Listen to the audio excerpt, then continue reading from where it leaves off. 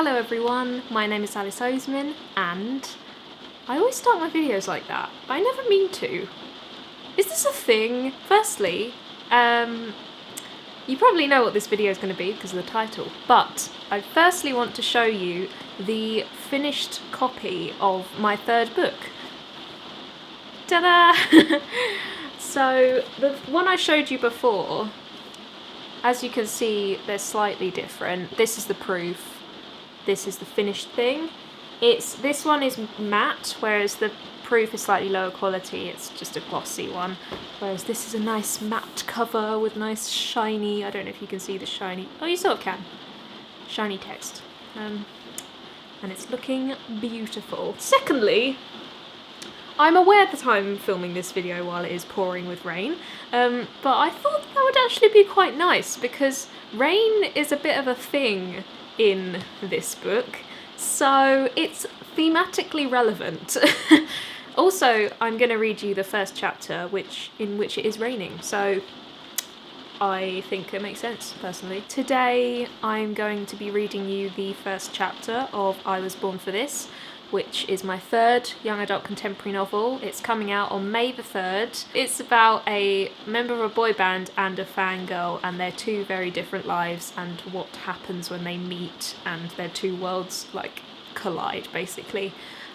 So I'm going to read you the first chapter, which is narrated by the fangirl, Angel. And yeah, I hope you enjoy it. So settle in, get a cup of tea or a drink of water, whatever you like as a beverage.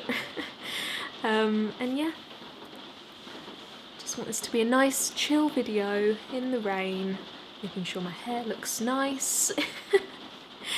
We good? We're good, okay. Angel. I'm literally dying, I say, putting my hand on my heart. You're real! Juliet, having just escaped my hug, is smiling so hard it looks like she might tear her face in half. So are you, she says, and gestures to my body. This is so weird, but cool. Theoretically, this shouldn't be awkward. I've been talking to Juliet Schwartz for 2 years. On the internet only, yeah, but internet friendships aren't that different to real ones nowadays, and Juliet knows more about me than my closest school friends. You're a physical being, I say, not just some pixels on the screen. I know almost everything about Juliet. I know that she never falls asleep before 2 AM, and her favourite fanfic trope is enemies to lovers, and she's secretly a fan of Ariana Grande. I know she's probably going to grow up to be the sort of wine-sipping, middle-aged woman who calls everyone darling and always looks slightly like she's giving you evils. But I still wasn't prepared for her voice, posher and deeper than it sounds on Skype.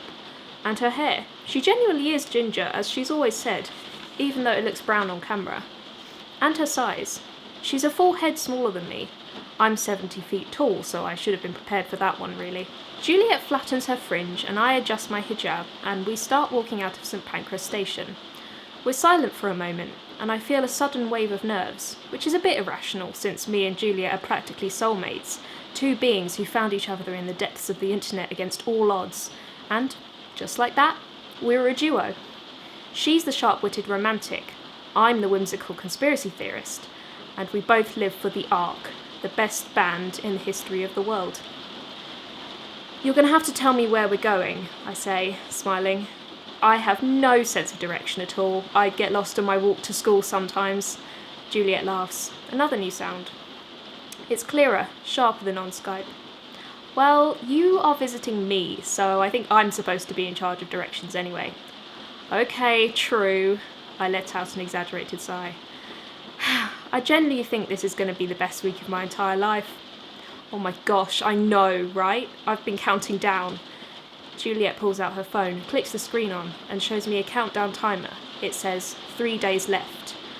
I start babbling. I've been freaking out. I don't even know what I'm going to wear. I don't even know what I'm going to say. Juliet flattens her fringe again. It makes me feel like she knows exactly what she's doing.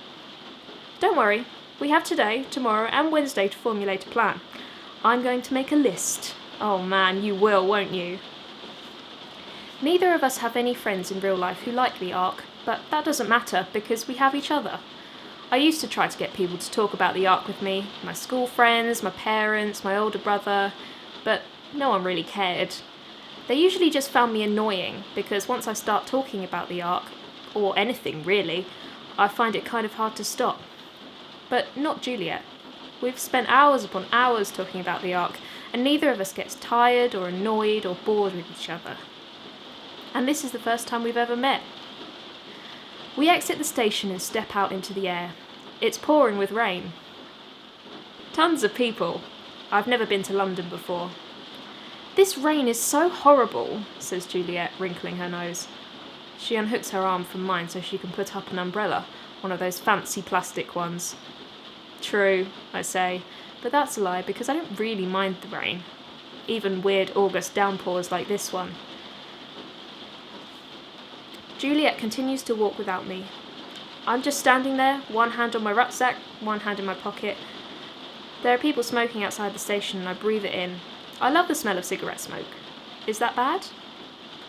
This week is going to be the best week of my life, because I'm going to meet the Ark, and they will know who I am, and then I will be worth something. "Angel?" Juliet calls from a few meters away. "You okay?" I turn to her, confused, but then realise that she's using my internet name instead of my real name, which is Fereshta. I've been going by Angel online since I was 13. I thought it sounded cool at the time, and no, I didn't name myself after a Buffy the Vampire Slayer character. Fereshta means angel in Farsi. I love my real name, but Angel feels like a part of me now. I'm just not used to hearing it in real life. I hold out my arms and grin and say, "Mate, I am living." Despite our first meeting nerves, it turns out that real life really isn't that different to the internet. Juliet's still the cool, calm, collected one, and I'm still the loudest and most annoying person in the world, and we spend the whole walk to the tube station talking about how excited we are to meet the Ark. My mum freaked out, I tell her as we're sitting in a tube carriage. She knows that I love the Ark, but she just said no when I told her I was coming. What? Why? Well, I'm kind of missing my school leaver graduation thing for this. It's more complicated than that, but I don't really want to bore Juliet with the details. I got my A-level results last week and just scraped the already quite low grades I needed to get into my first university choice. Mum and Dad congratulated me, obviously, but I know they're pretty annoyed that I didn't do better, like my older brother Rostam, who got at least an A on every exam he's ever taken. And then Mum had the absolute cheek to demand I don't go to the art concert just so I can go to a pointless school leaver ceremony, shake hands with my head teacher and awkwardly say goodbye to the classmates I'm probably never going to see again. It's on Thursday morning, I continue, the same day as the concert. My mum and dad were going to come. I shrug. It's stupid. Like, we're not American. We don't have school graduation. Our school just does this stupid little leavers ceremony that's completely pointless. Juliet frowns. That sounds like the worst. Anyway, I told my mum there was no way I was going to this thing instead of seeing the Ark, but she just kept saying no, and then we had this huge, shouty argument, which was weird because, we never argue. She kept finding all these excuses for me to go, "Oh, it's not safe in London. I don't even know this friend. Why can't you go another time? Blah, blah, blah." In the end, I just had to leave, because obviously there's no way I was going to take no for an answer. "Jesus," says Juliet, but it doesn't sound like she really gets it. "Are you feeling alright about it?" "Yeah, it's fine. My mum just doesn't understand. I mean, all we're going to do this week is sit at home, watch movies, go to one fandom meetup, and then go to the meet and greet and the concert on Thursday. It's not exactly dangerous, and this school thing is absolutely pointless." Juliet puts her hand dramatically on my shoulder. "The Ark will appreciate your sacrifice. Thank you for your support, comrade," I say in an equally dramatic tone. Once we reach the top of Notting Hill Gate station steps, my phone buzzes in my pocket, so I take it out and look at the screen. Oh, Dad's finally replied to me. Dad. "Mum will come around. Just check in with us when you can. I know this school event isn't very important ultimately. Mum just worries whether you're making good choices. But we understand you want your independence, and we know you only make friends with good people. You're 18 and you are a strong, sensible girl. I know the world is not so bad, whatever your mother thinks. You know she was raised with different values to me. She respects tradition and academic achievement. But I had my fair share of youthful antics when I was a boy. You must be allowed to live your life, inshallah. And you must give me some writing material, boring girl. Love you. Well, at least Dad's on my side. He usually is. I think he's always hoping I get myself into a mildly unfortunate situation so he can write about it in one of his self-published novels. I show the text to Juliet. She sighs. The world is not so bad. How extremely optimistic. I know, right? We are spending the week at Juliet's nan's house. Juliet herself lives outside London, but Juliet suggested it would be easier for us to go to the fandom meetup and the concert if we stayed in London for the week. I didn't have any complaints. The house is in Notting Hill and Juliet's family is rich. I became aware of this not long into our friendship when she bought over £500 worth of the Arc merch in an attempt to win a giveaway competition, and then didn't even bat an eyelid when she lost. Over my many years of being in the Arc fandom, I've just about been able to save up enough money to afford an Arc hoodie and a poster. And, of course, a meet and greet ticket to see them this Thursday at the O2 Arena. Mate, this is fancy, I say as we walk through the door and into a hallway. It's tiled. Everything is white, and there are actual paintings on the walls. Thanks, Juliet replies, a slight lilt in her tone suggesting that she has no idea how to reply. Most of the time I try not to bring up how much richer she is than me because that would be awkward for both of us. I take my shoes off and Juliet lets me dump my stuff in the bedroom we're sleeping in. There are a couple of other rooms that I could sleep in, a spare bedroom and an office room, but half the fun of staying at a friend's house is those late night deep conversations while you're tucked up in bed with face masks on, eating Pringles with a terrible rom-com on the TV in the background. Right? After that, I'm introduced to Juliet's nan, whose name is Dorothy. She's short, like Juliet, and looks much younger than she probably is, her hair dyed a sandy blonde and kept long. She is wearing designer wellies while sitting at the kitchen table typing away at a laptop, glasses perched on the end of her nose. Hello, she says with a warm smile. You must be Angel? Yep, hi. Okay, yeah, people calling me Angel in real life feels weird. Excited about the concert on Thursday? Asks Dorothy. So excited. I bet. She closes her laptop and stands up. Well, I'll try not to get in your way too much. I'm sure you and Jay have lots to talk about. I assure her that she definitely wouldn't get in our way, but she leaves the room anyway, which makes me feel a bit guilty. I never know how to behave around grandparents, since mine are all dead or overseas. Another thing I don't bring up around anyone, ever.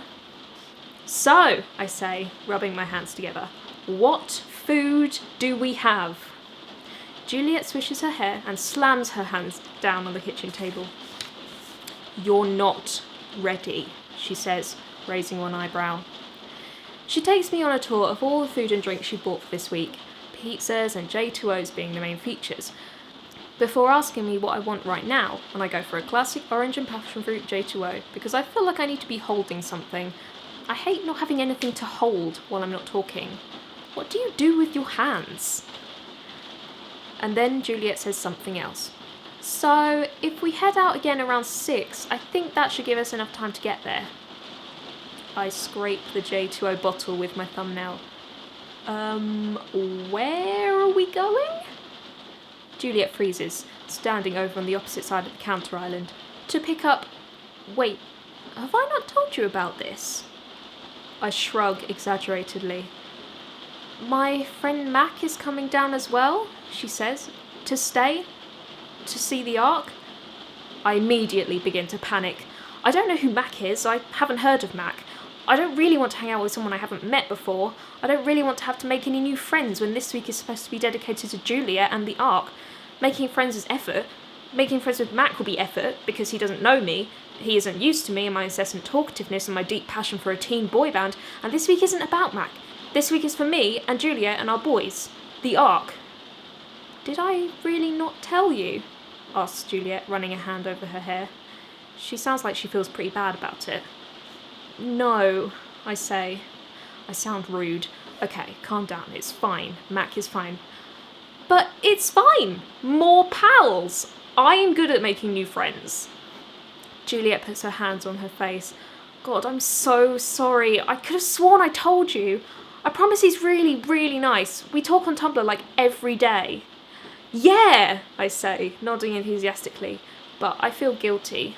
I want to tell her that I'm not really okay with this, and I hadn't been expecting this, and to be honest, I probably wouldn't have come if I'd known I'd have to spend a whole week socialising with some guy I don't know, but I don't want to make things awkward when I've only been here for 10 minutes. I'll just have to lie. Just for this week.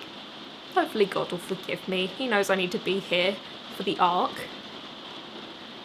So we'll head out around 6, back here for pizzas, put a film on, and then the awards start at 2, yeah? I say, words tumbling out of my mouth. It's 5:17 p.m. We're staying up tonight to watch the West Coast Music Awards, which start at 2 a.m. UK time. Our boys, the arc that is, are performing there. The first time they've appeared at an American awards show. Yes, says Juliet, nodding decisively. Nodding is starting to lose its meaning. I turn around and start pacing the kitchen, and Juliet takes out her phone. Looks like the boys have arrived at their hotel, she says, staring at the screen. Probably on @ARC updates on Twitter, our usual source for everything ARC related. It's incredible I haven't checked it in the last hour. Any pics yet? Just a blurry one of them getting out of their car. I lean over her shoulder and look at the photo. There they are, our boys, the ARC. Blurry pixelated smudges, half blocked by huge bodyguards in dark suits. Rowan is leading them, Jimmy in the middle, Lister behind. They seem connected, like the Beatles on Abbey Road, or a group of toddlers holding hands on a preschool trip to the park. Ta-da! I hope you enjoyed the first chapter of my book. Sorry, I'm just really excited. So, thank you very much for listening. I really hope you enjoyed the opening chapter of I Was Born for This.